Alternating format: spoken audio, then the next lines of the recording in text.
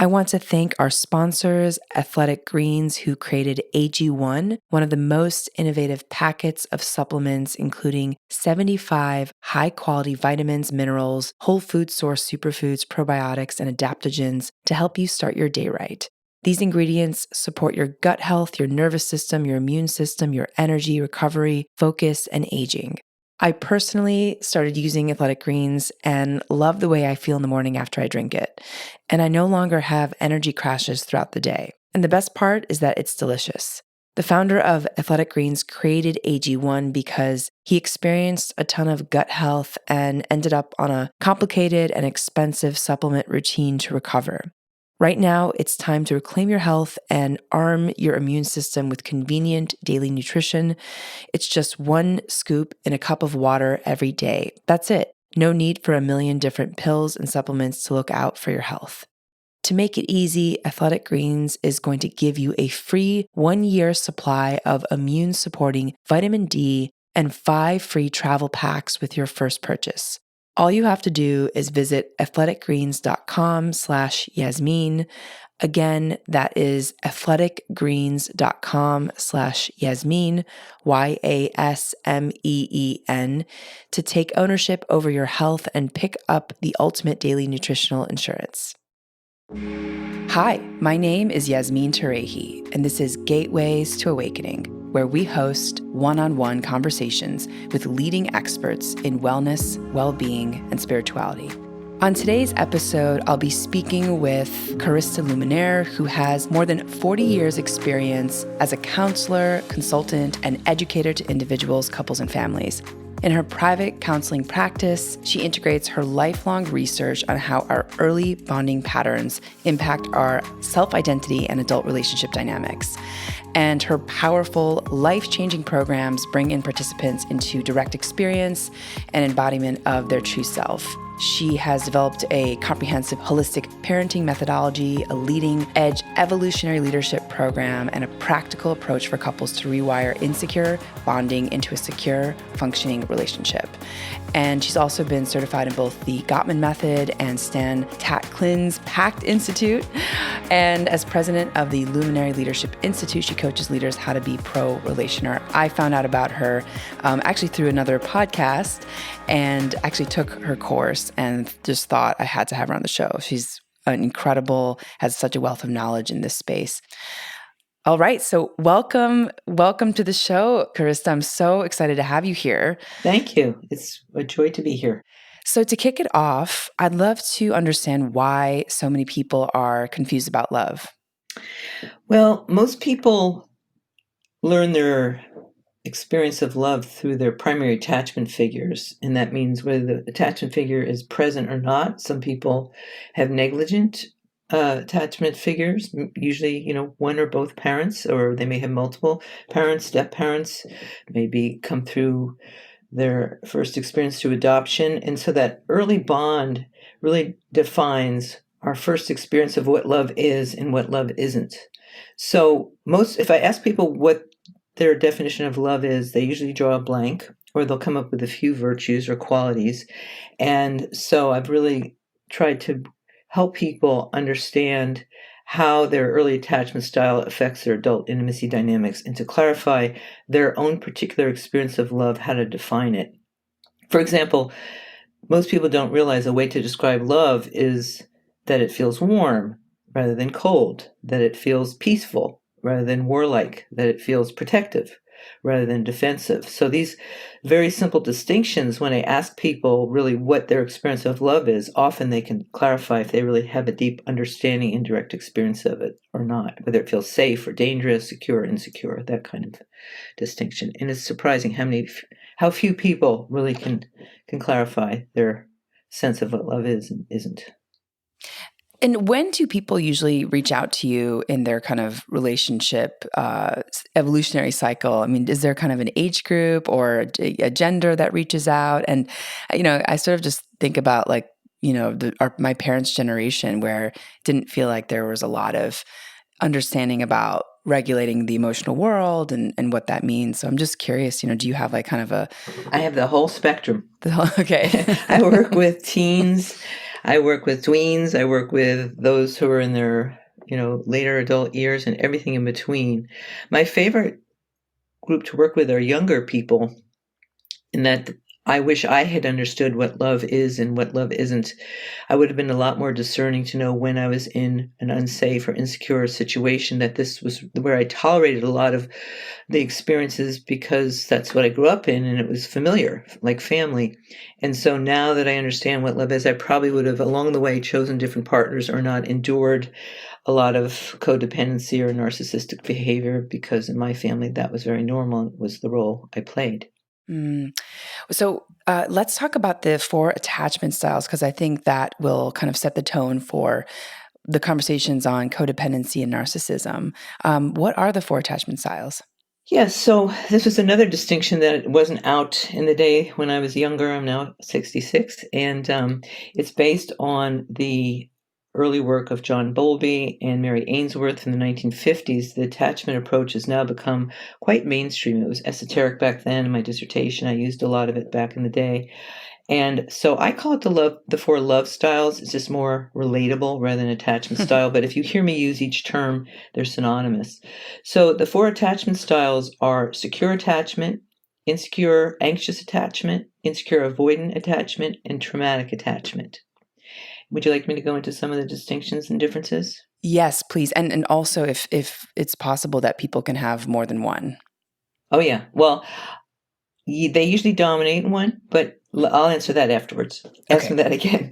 So the secure attachment style means that minimal, 80% of the time, 4 to 5 interactions, one feels in relationship to the other person safe, loved. I'm a priority for you. Those are the general experiences. They feel loved and trust and honored. And this sense of we create security for each other, the relationship's a priority, we're available to soothe each other's distress, we empower each other's true self. It's like, you're my go-to person. Now, 80% of the time is minimal.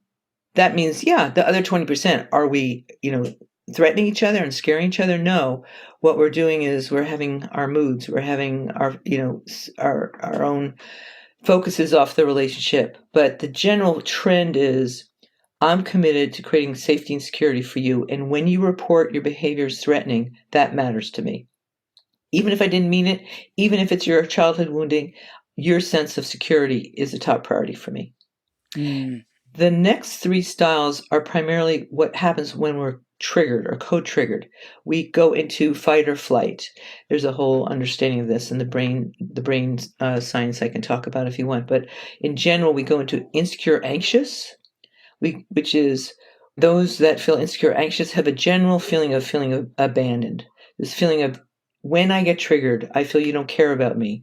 You don't want connection with me. And the insecure anxious needs this deep connection, knows they need it, but does not know how to get it. And they're usually feeling, I'm not important to you. I don't know if I matter to you. And there's a preoccupation. It's often called preoccupied, insecure, anxious. And their general tendency is to attack, to provoke, to complain, to criticize. So the anxiety is, the connection's gone. I feel anxious about it. I've got to do something about it right away. Usually the criticizers and the ones who escalate. Often women, not always. Their general feelings are fear of abandonment. I feel anxious when I don't have the connection. And until it gets resolved, anxiety dominates. The second insecure attachment style is insecure avoidant. That means when I get triggered, see you later, just like the word says. I withdraw, I ignore, I hide out. I, the avoidant, will shut down. Usually more logical, usually avoids conflict. And underneath it is the fear of rejection. There's a feeling of hopelessness, usually cold, numb, and stuck. And the feeling is, I don't need anyone. Just, I'm not good enough. I will just self-regulate because being in connection is too threatening, too overwhelming. I get flooded easily, and I'm avoiding other person, insecure avoidant. And the third insecure style is called insecure traumatic. Some people call it disorganized. It's usually a traumatic reaction when one gets triggered that's disproportionate to what's really happening, because one's really in some PTS memory of something earlier that overwhelmed the psyche. And the general feeling is, I don't feel safe with you. Most of the time you feel scary. I need to protect myself from you. I need to hide from you. I can't control anything. You, other person, feel dangerous, usually coming from childhood conditioning, where one of the parents were very punishing, addiction, abuse, where there was total unpredictability. And the child felt threatened and desperate, most of the time terrified. So this feeling is, when I get triggered, you, other person, you, my adult attachment figure, which our partners become, leave me feeling really afraid of you most of the time. And I have a tendency, my behavior is to explode with emotion, overreact, sometimes be highly illogical, or that's more the insecure anxious, or the insecure avoidant version would be more paralyzed, collapsed, or frozen when I get triggered. So usually the insecure traumatic, this third one, is on top of one of the other two insecure styles. So you're insecure anxious with traumatic in addition. You're insecure avoidant with traumatic in addition, meaning when you get triggered, your version, your behaviors are highly inflamed in the particular attachment style. Like the insecure anxious, you're highly exploding with emotion. The insecure avoidant, you're going to the paralyzed, collapse, deep freeze, illogical reaction. Wow. Oh, that's so fascinating. And like, what sort of behaviors in childhood create these kind of polarities in people? What kind of behaviors in childhood regarding? Like with like the relationship with their primary caregivers, like how do people become anxious? How do people become avoidant? Usually one or both or more attachment figures, if they have grandparents or they have other attachment figures, step parents. One of those parents, how the child bonds with them actually sets the blueprint. So if the child cries out for distress or wants to be soothed, and the parent cares for them, makes their distress a priority, and says, I got you, honey. I'm here. You're safe with me. That will create more of a secure attachment probability. If the parent, one or both, will ignore the child, sometimes be there, sometimes not be there, that often creates the insecure anxious. In other words, the parent's unpredictable. I call it ambivalent or unpredictable love. You're there, but when you're there, you are unpredictably disappear when I really need you. And even when you're there, the child can't stay at peace. I feel anxious that you could be leaving at any moment. And that plays out with partners who act that way. And the insecure avoidant is very similar to when the child cries out for help, distress, being reassured, the parent avoids them, lets them cry it out. And the child goes, forget it. When I need help, when I have needs, no one's there. I'm not even going to bother to need other person. I'm going to become independent and just take care of myself, because depending on someone hurts so much. The rejection, the avoidance of me hurts so much that I basically am going to let go of even needing that in my life. And that's why when they meet partners and they start getting a relationship, when that partner overwhelms them, they actually don't have the skill set to know that what their needs are, to lean on someone, to depend on someone, to actually hold someone else, is what love actually does. They don't know what secure attachment is. It's a lack of understanding that being interdependent and being held and cared for and seen by someone is actually what love is, because they were ignored.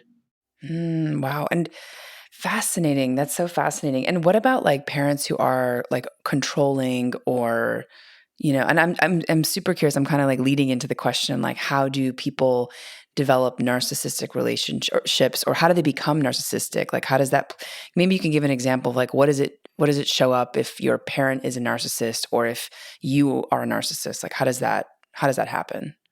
Well, narcissism is basically describes people who are focused primarily on themselves. And it's usually more the avoidant types in general. And they have a tendency to seek attention and approval and admiration from the outside, because they feel insecure on the inside. But their compensation is they feel superior to people. And they don't care about other people's feelings. They usually get what they want, often not caring about impact on other. And their relationship presence is often, when triggered, they get very self-absorbed. That's another synonym for narcissism. And any trait, whether it's narcissism, codependency, depression, anxiety, even a personality disorder, is on a spectrum. So you could have mild spectrum narcissism, moderate spectrum behaviors, severe, or even narcissistic personality disorder, which is very entrenched sense of self-absorption. In other words, usually they're non-relational, they're not pro-relational, because I, the self, is more important than other. They usually lack empathy in the more moderate to severe end of the spectrum. That's one way to really know, because they don't really care about the other. And it usually comes from their own wiring, their own conditioning, and their primary attachment figures that was role model to them, one or both or more attachment figures, when they needed them, when it was like, I need you to care, I, child, need you to care for me, parent. The parent disregards the child's needs, has no empathy, and the child learns that this is how you when relates. This actually is what breeds codependence often in children, is that the only way I can exist in this relationship is if I care for the parent's needs, because that's when I get love. But if I need to focus on me, it's my turn. It's what I call what about me for the codependent. The attachment figure or the partner later in life will often, if they're narcissistic, won't really read those cues, won't respond to the other person, the other person's needs. And that's usually what I call, and is often called, narcissistic wounding. In other words, parents wounded us in terms of our understanding what to expect from another, that our needs are equally as important, our sensitivities are equally as important. If the parent didn't respond to our needs, we often don't know that. So we can either become like them, which will mean that we're repeating the behavior of being self-absorbed with our later life partners and children, or we'll do the opposite because we played a role of doing the opposite in order to keep the connection with the narcissistic parent. And that is often what creates codependent behavior. Wow. And can we also talk about, I think you called it covert narcissism versus, like, what's the sort of difference between these two? Right. You and I were talking a little bit beforehand, and there's a garbage truck coming up my street. If you hear a little noise, it'll go quickly. Covert narcissism, I'm talking kind of mainstream, not clinical. This is more for the mainstream. Covert narcissism is, in general, when someone shows these kind of these self-absorbed tendencies, let's just say the lack of empathy, particularly when they cause threatening behavior and you go, ouch, you're hurting me, or I need your attention, and it's disregarded. The covert narcissist usually is more the passive aggressive. It's more not overt. There's a sense of disregard for the other, but it's more through avoiding, kind of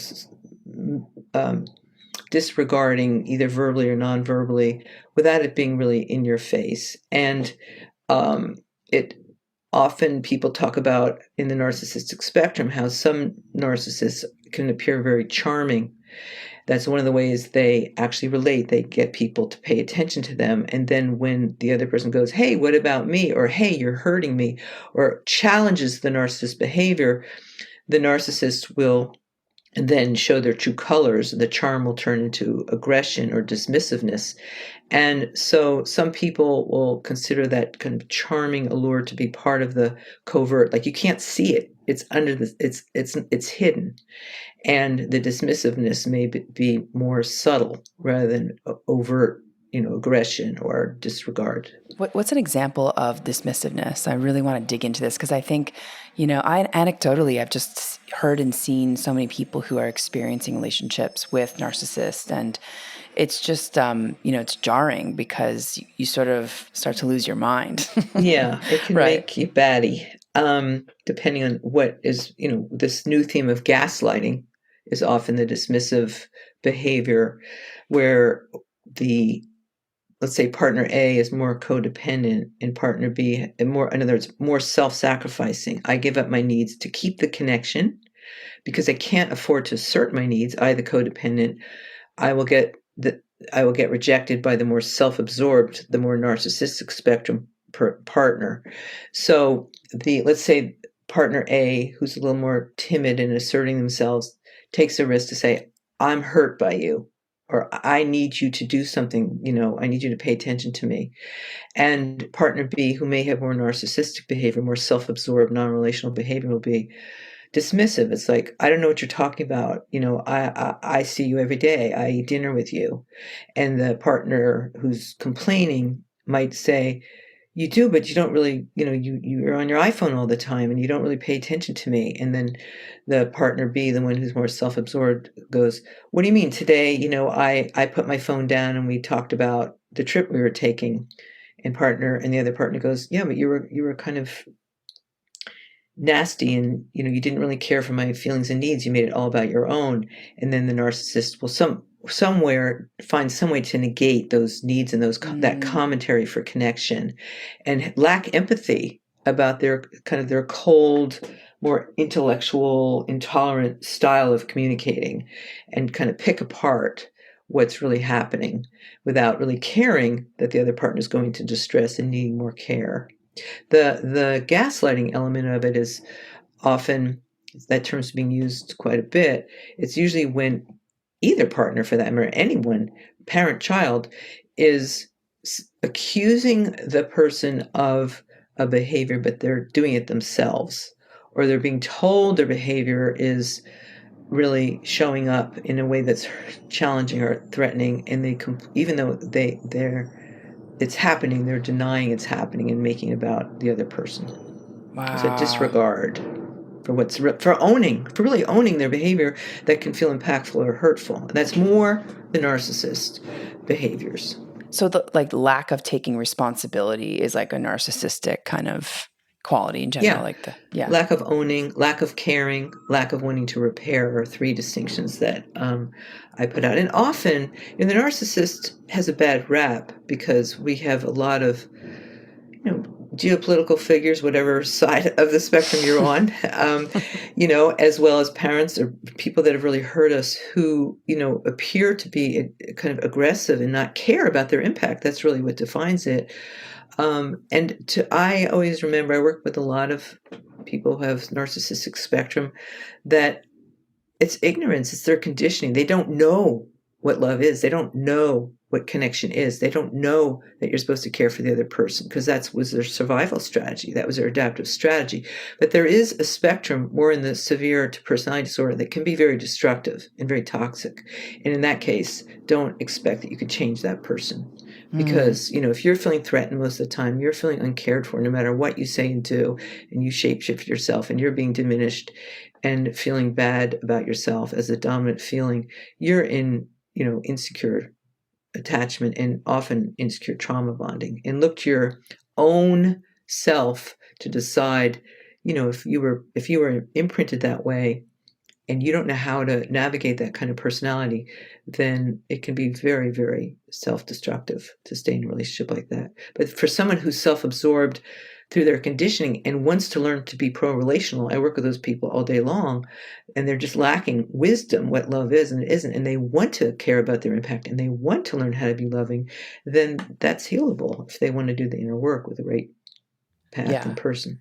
How long does it take to usually become aware, when you have these traits, and then also to do the work to become more pro-relational? I mean, and I just go back to some of the things you said, lack of not wanting to repair the relationship, just kind of the disassociative aspect of it just seems pretty intense. It's spectrum. I mean, what brings where a person's behavior is in the spectrum, how deep the wounding is, how much inner work they've done so far in their relationship to their own attachment figures, even the attachment figures that abandon them, or through death or single parenting. So it's always custom designed to the individual and or the couple who come to me, how long it will take. And then I can give all kinds of practices, but I can't control whether they engage them within themselves or between each other. Some people that come to me, and usually at a crisis in a couple, usually what brings the narcissist with more narcissistic spectrum in is they've been threatened to have a relationship end because the person was so desperate, and they actually are positively attached to that person, and they've just never learned how to be loving, and they want to learn, and they're about to lose that person. That will crack open kind of the unconscious, subconscious adaptive strategy of self-absorption. I've got a number, usually men and some women, who really are like, oh my God, I don't want to lose her or him. I had no idea. Now I see how selfish I was. Help me understand how to be more loving. And they're the ones that are usually quicker to guide. But depending on their wounding and their emotional intelligence and their general intelligence and how they respond to me and the guidance that I offer them, how often they work with me and or other specialists, determines how fast it is. I've had people that I was sure would be 3 to 5 years, because many of my colleagues who really specialize in more the clinical personality disorder, which isn't my specialty, I'm more like the mild to moderate spectrum, they say it's a lifelong dismantling, and often, you can have highly functional narcissistic personality disorders, very complicated to really dismantle those defense strategies. I have found some that I thought would take a long time be so swift because they want to learn and they have innate intelligence, and others I thought, they've done a lot of work themselves and they just kind of need a major tune-up. Sometimes their partner won't change with them, or it's more complicated than I thought, or they thought it's connected to a whole bunch of trauma, developmental trauma that has to be attended to over time, and they may work not regularly, and they may stop midway before they're finished, or it feels too threatening to change and never really get to it. Fascinating. Wow. How can you kind of be aware, like early on, like the signs of narcissism or, this kind of behavior in a relationship when you're starting to date someone? Oh, I get asked that question a lot. It actually makes my heart skip a beat, because there's so many people that are blind to what they're, with who they're bonding with. That includes those who are codependent, which I would love to also talk about, Yes. are not so easy themselves, being a recovering codependent myself. One of the key themes to look for that makes a very complicated dynamic simple to assess, at least sitting in my side of the screen, so to speak, is as a counselor, is to really look for when one says your behavior is threatening for whatever reason, tone of voice, content of how you express yourself, avoiding me, aggressive, not paying enough attention, whatever the grievance is, that the person who they're sharing their concerns and their feelings with disregards that dismissiveness and makes it all about the person who's needing to be cared for. You're too sensitive, you're too needy. In other words, there's lack of empathy. I don't care that I'm impacting you this way, and I will make it all about you and your problem. And I'm not going to change. I have nothing to look at. When I trigger you, I have nothing to own or repair. That's when I say, don't keep investing. Unless that person, you say, your behavior doesn't feel loving. I don't feel safe and secure with you. I need to get some counseling with you. And if the person says, I'm not interested in counseling, I'm not going to change, and there's, again, a denial of their lack of being able to care, then I say, don't invest. Get out while you can. And is that also true for the covert narcissism? Well, that one it's more hidden, and because that person can have behavior that's charming, or they are somewhat healthy, they have some tendency to know how to connect, or they can be manipulative and appear to be loving and caring until they get their catch, so to speak. So yeah, I mean, what you're looking for is whether the person has the capacity to care. And we all go out of care when we get triggered. It's just how do we then navigate back to each other is often where I can really diagnose whether this is a viable relationship in terms of it being secure attachment or healable. So how quickly each partner owns that they've hurt the other, cares that they've hurt the other, whether they meant to or not, and how quickly they're willing to repair that breach, that rupture, which many people just lack the skill set to know how to do that. But if there's a sense of, the cold, it's like, I don't care you're hurting. You're crying, you're what are you crying for? the person says, I feel insecure with you. It's like, that's your problem. It has nothing to do with me. So that level of denial is when, whether it's overt or covert, when you're feeling that as the dominant feeling, and when you complain or grieve about it or speak about it, there's just no signal that person's going to care. That's whether it's overt or covert. Be aware. Interesting. And then also like holding a grudge, does that also... Holding grudges. Yeah. I mean, again, having been on, both as the person who has been more in the codependent spectrum, often attracting narcissists in my earlier years in particular, who didn't care. I, everyone can go into a grudge. In other words, we get triggered or co-triggered, meaning both are triggered, and kind of shut down and get hurt and don't know how to find our way back. If that's the normal go-to, and we hold grudges for more than a few hours, and they go on for days, that is not tenable. I mean, who can feel well when they're being rejected or abandoned like that? What I've found is that most people don't know how to repair quickly. And so secure attachment couples, they fight. They just know how to fight well. So they know that when they're triggered, that they need to really care about their impact on each other and try to repair it, usually within 5 minutes to an hour, unless it's really, really there's a lot of pain. But when we're hijacked in our triggers, particularly if it's connected to a lot of what I call scar tissue, a lot of traumatic experiences that are the same, either with that person or in our childhood or other partners, sometimes it takes a while to kind of quiet the brain. We usually go into fight or flight when we're triggered. Fight is more the insecure, anxious. We're fighters. It's like, you're abandoning me. I need to resolve this. I will fight until I get your attention.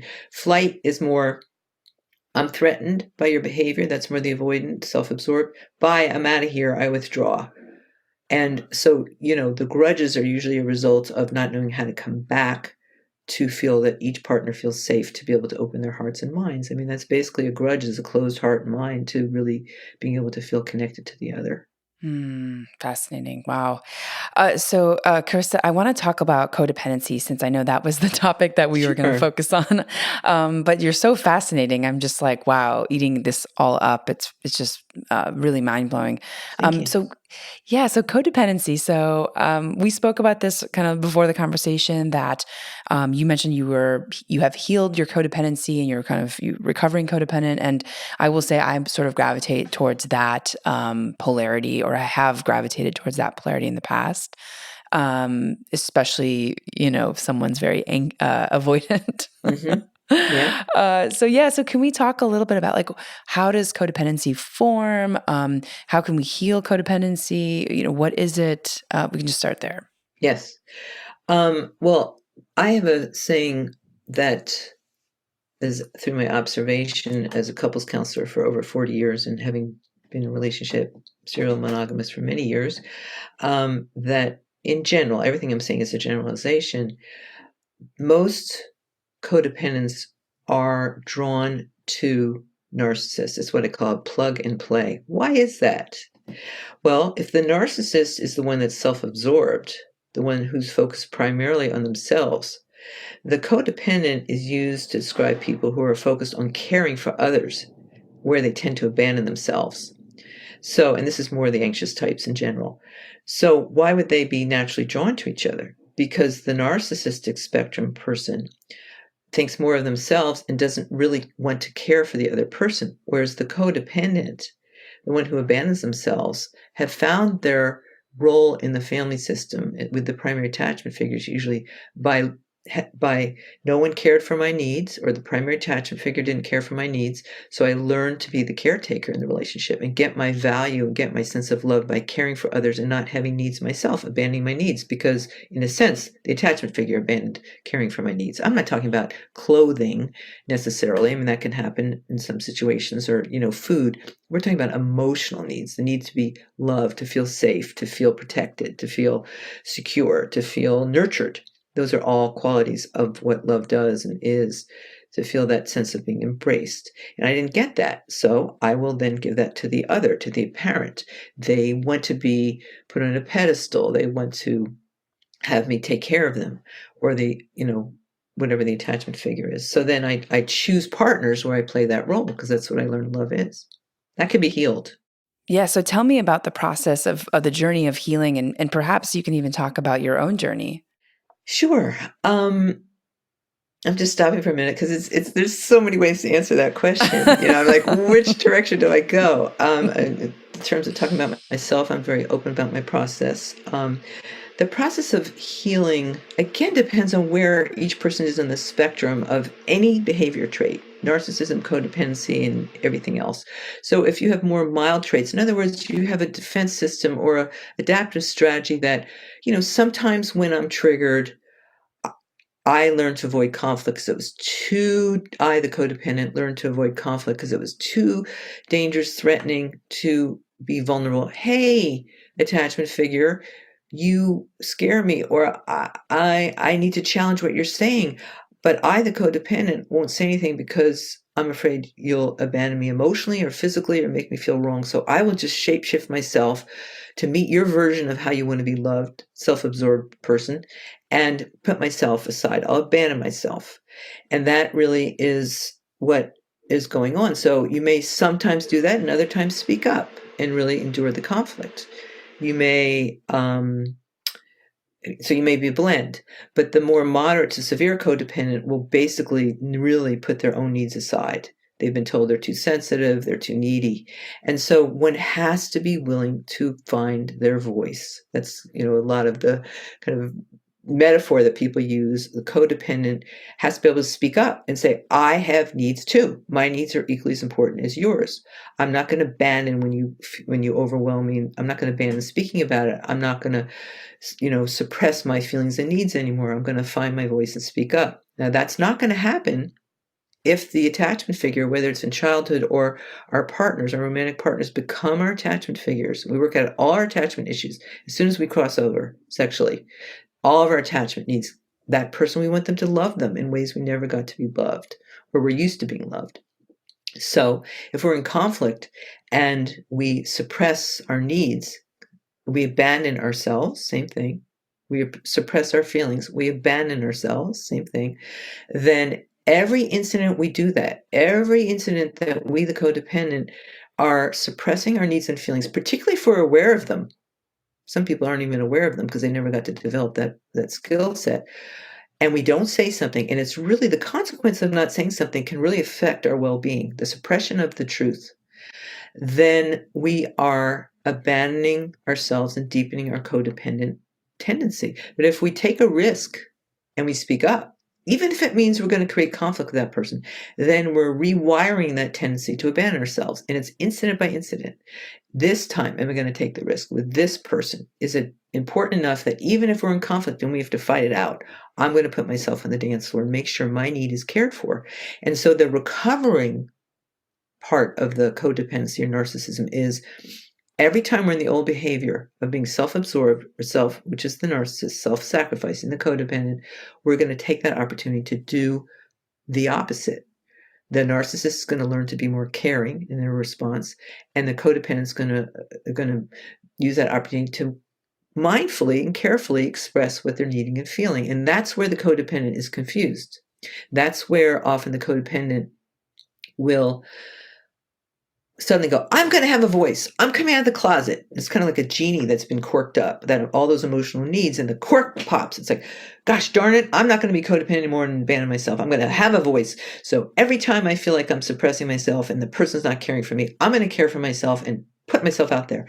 And often in those earlier phases, because they never got to practice it in their developmental years, they can appear as a very petulant toddler, who finally is the terrible twos they never had. I'm going to exist. That's the 2-year-old. And the teenager who rebels against the controlling parent, I'm going to have my autonomous feelings and needs and speak up. If they didn't have that individuation, then they're starting to have it with their primary attachment adult figure. And it can be very messy and it can come out really sloppy.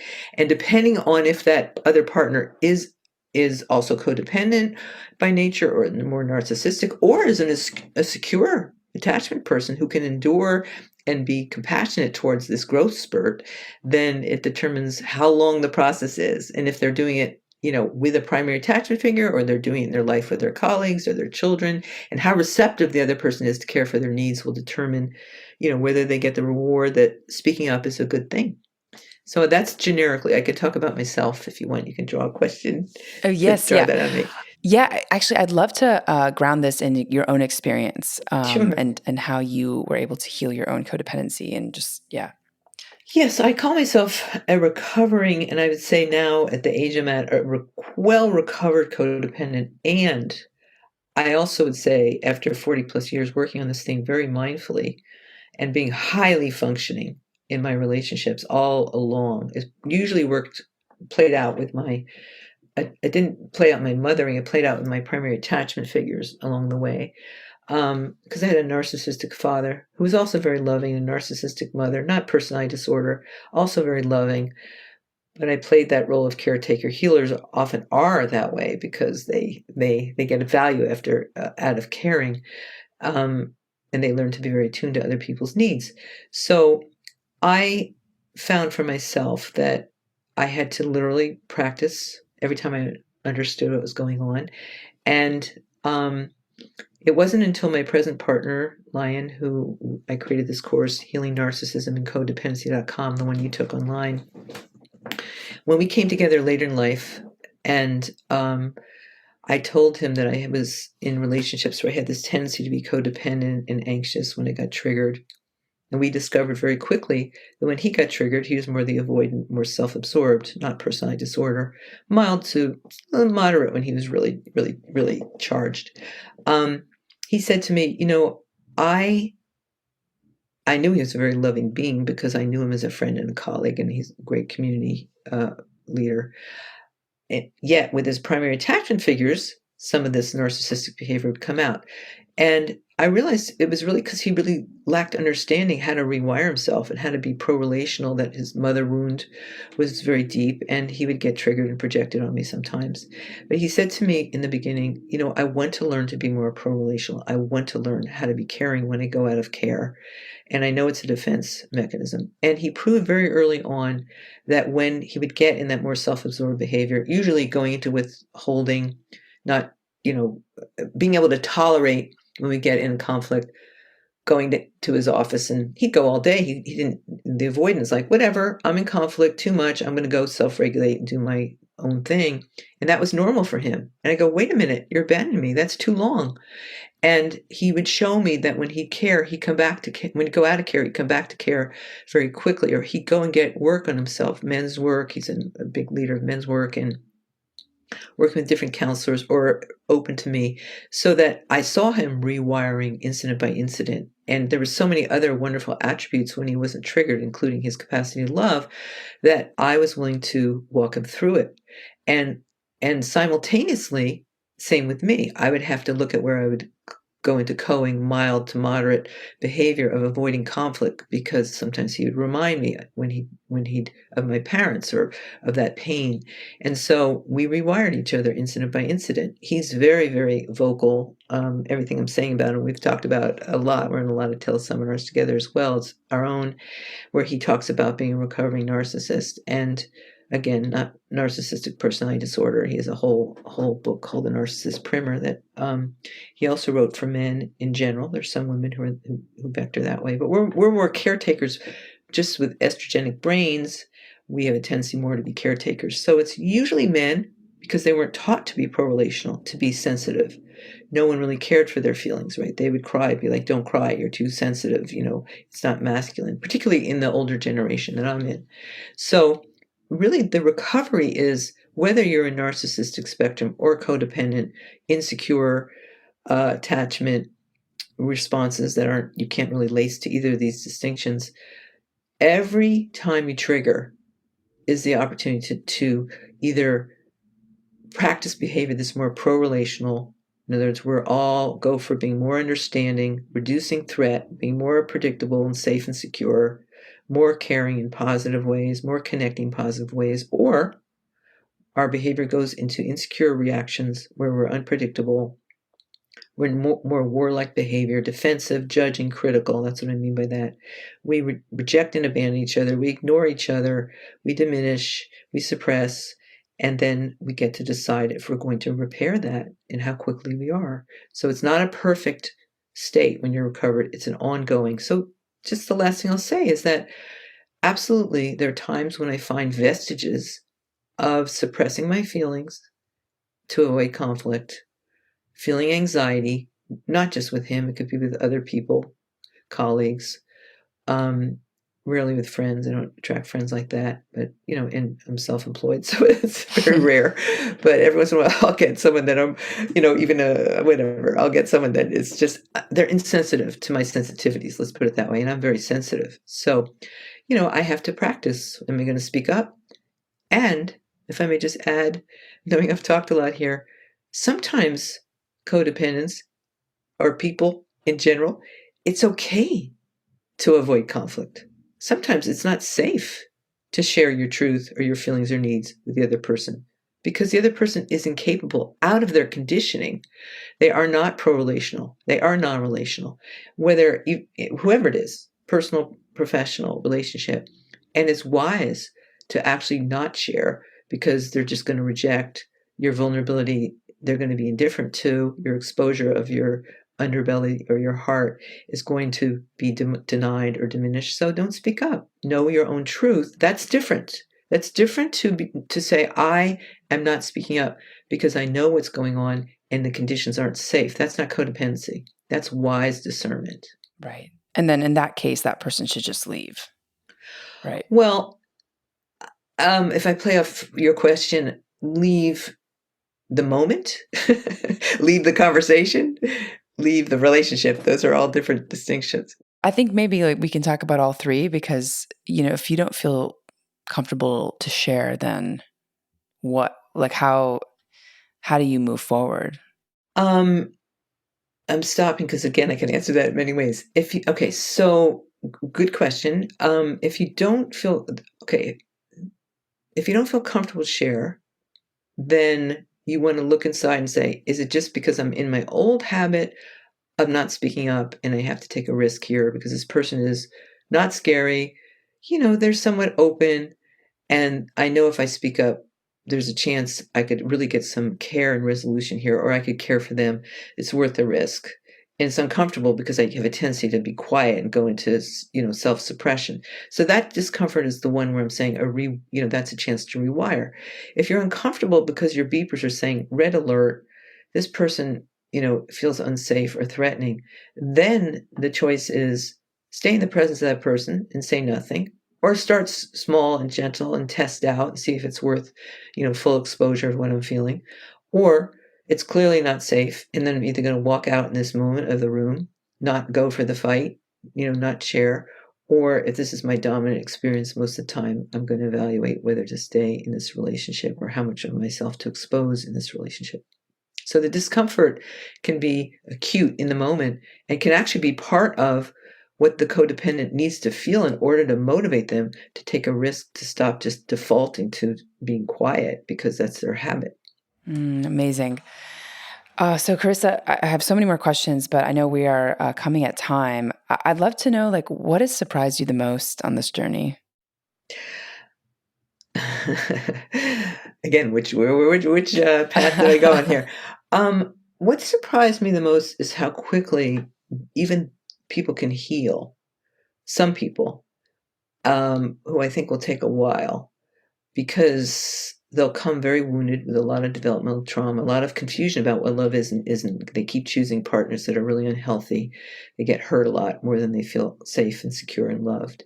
And I think this is going to be a long period of time, even though I've found very simple ways to really pattern interrupt a lot of complex dynamics. And so many people I know who have had a lifetime of trauma, developmental trauma, kind of defining their way of bonding, can really rewire very efficiently and consistently if they stay with their self-care and self-healing program, whether it's with me or other wonderful people out there offering guidelines how to do that. So one can heal a lot of attachment trauma from earlier years or earlier relationships if they get the right help. And the resiliency of the human heart and mind and the ability to actually teach people what love is, there are practical guidelines to do that, is really possible. Amazing, amazing. And how has the pandemic sort of shifted your audience or the work? I mean, has that brought out different things in people? Yes, the pandemic. I mean, you said that. Interesting. I had a kind of a visceral reaction. I'm in a warm room in sunny California in the summer, and I actually got chills when you said that. So it really touched a part of me because I have experienced so much extra dynamics to navigate, because what's happening, particularly the first 2 years when people were having to, stay inside and a lot and not have the freedom to be able to have co-regulation. In other words, have another person to regulate them, whereas self-regulation is when we regulate ourselves. We can't depend on our partner to give us everything. And if the partnership was already delicate and people, were getting a lot of their care and attention from additional sources, which is an important option for everyone, even in secure attachment. They started to depend on each other. They were having to be stuck in, longer term interface without the skill set how to deal with some of the triggers, including just the loss of work or the being sick or family members, being compromised, and not know how to hold each other through extra worries, extra triggers that were happening, as well as just a lot of people fearing geopolitical, dynamics. We even have that now, a new field called climate anxiety, COVID anxiety. There's geopolitical anxiety.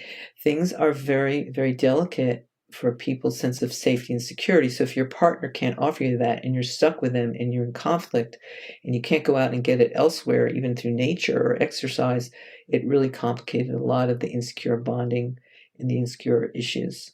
Yeah, that's powerful, powerful. It's just, yeah, I think a lot of relationships shifted during the pandemic for sure. Yeah, well, some got closer. They learned how to love each other, and they couldn't escape, and some really, just blew things up, and others survived because they learn. Even if we're in toxic relationships or unhealthy relationships or confusion, even though we love the person, we have a hard time getting what we need.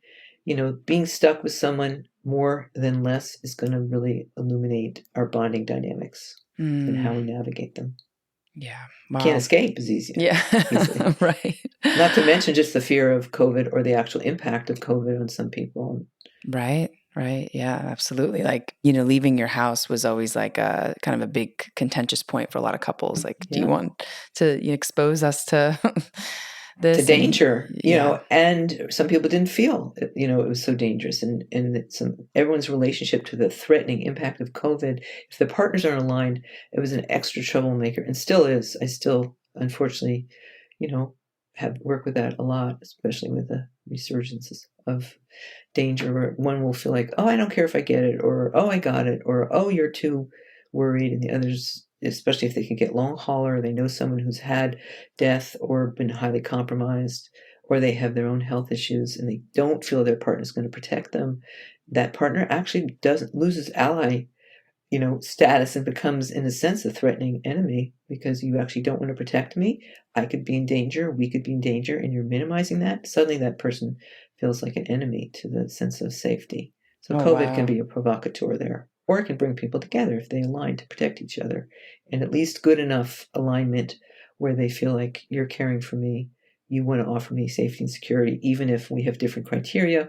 You'll quarantine, you'll wear a mask, you'll whatever if you've been exposed, only because it will help me sleep at night and feel at home in our home. So do it for me. Okay, honey, I might not do it for myself, but if that makes you feel safer because I've been exposed, or you need a certain amount of time once I've had it, I love you enough that I will wear a mask inside because that'll help you sleep at night. And I love you. I want to care for you versus, you're too sensitive. You're ridiculous. I'm not going to do that.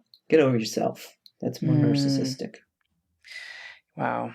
Fascinating, fascinating. I'm taking so many notes. Carista, are there any resources that you can point folks to in order to learn more about you, your work, your website? Sure. I have a website with my partner line called confusedaboutlove.com. Confusedaboutlove.com. Within that you can see we have several courses. We're about to post a new one in about 2 weeks, but one that's relevant for the codependency and narcissism. If you look under the courses, you'll see our codependency and narcissism.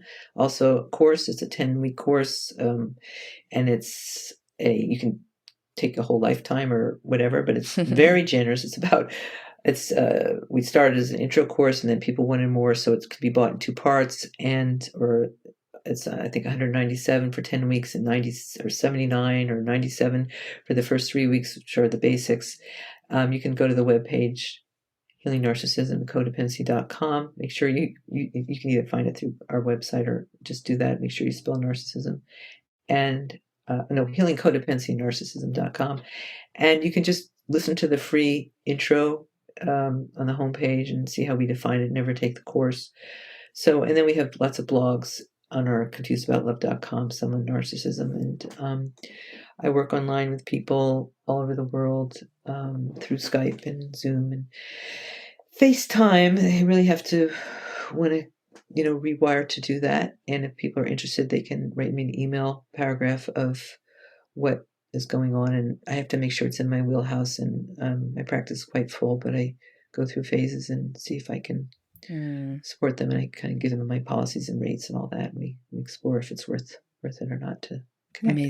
Amazing. Oh, Carista, thank you so much for your time. This is so wonderful. I just really learned a lot from this conversation. You're welcome. So if they want to get a hold of me, they can contact me at Carista@confusedabout.love.com, Carista. And just know you can heal, and your partner can heal.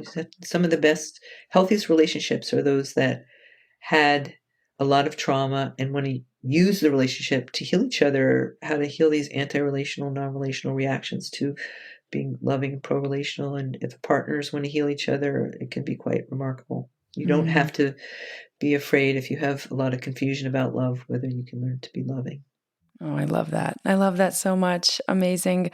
So for our audience, thanks for joining and for listening. In this episode, we learned about attachment styles, narcissism, codependency, and how to heal from that with Carista Luminare.